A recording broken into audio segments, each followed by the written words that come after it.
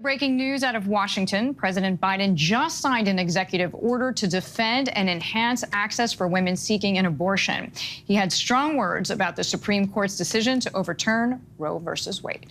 It wasn't about the Constitution or the law. It was about a deep, long-seating antipathy toward Roe and the broader right to privacy.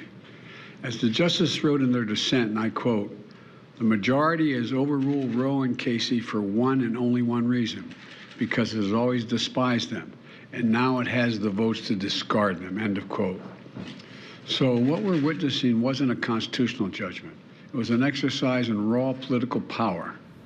The executive order is in response to the Supreme Court's overturning of Roe versus Wade exactly 2 weeks ago. The Biden administration is pledging to help protect women's ability to travel, to receive care, and ensure access to medication abortions in states where it is legal.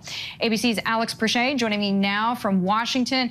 Alex, the executive order has been signed. The president now calling on the HHS secretary and the Department of Justice to act. What can the administration do without Congress?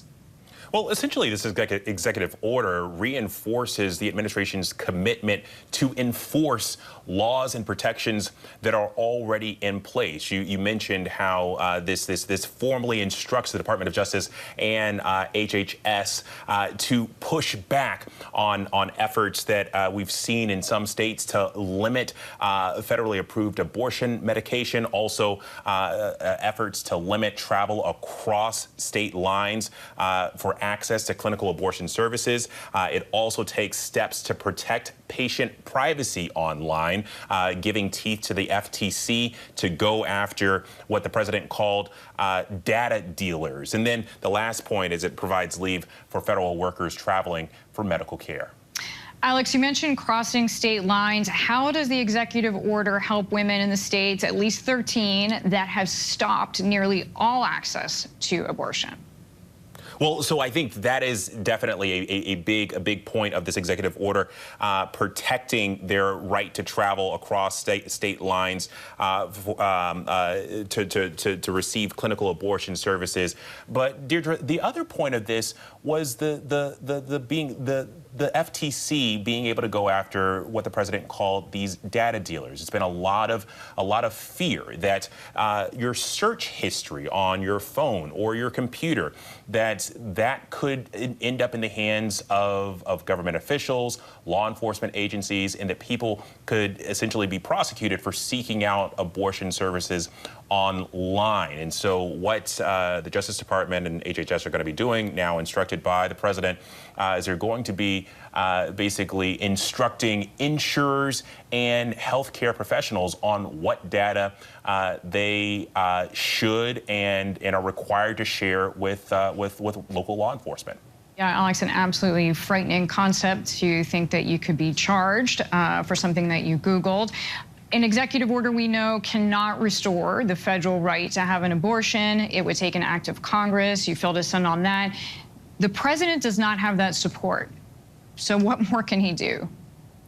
Well, and you kind of heard it from the president today. He believes the fastest way to codify Roe is through this midterm election. And, you know, he really kind of called out the Supreme Court during this speech, saying that the conservative majority of the court is playing, quote, fast and loose with the facts, and saying essentially that this court has dared women to go to the ballot box. He's really trying to make this a 2022 midterm campaign issue, and saying that women are going to determine the outcome of this issue. And so, I mean, he believes that, yes, he has been criticized and urged for action, and this action came today, but he certainly believes that the fastest and easiest way to codify Roe is through this election. Yeah, we heard him numerous times say vote, vote, vote.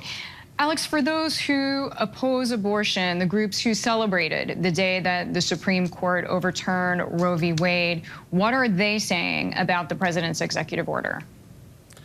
Well, they're obviously disappointed in it. I mean, I think, we've noted the 13 states where abortion is almost completely illegal already. But we heard from March for Life already saying today, before this EO was announced and signed, it's tragic that the administration is using its power to push for more and more painful abortions, which harm women and take innocent lives. You're looking at this map of the 13 states. I suspect that throughout the day, we're going to hear from anti-abortion politicians that share these sentiments. Alex, thanks as always. Alex Prochet in Washington. Hi, everyone. George Stephanopoulos here. Thanks for checking out the ABC News YouTube channel. If you'd like to get more videos, show highlights, and watch live event coverage, click on the right over here to subscribe to our channel. And don't forget to download the ABC News app for breaking news alerts. Thanks for watching.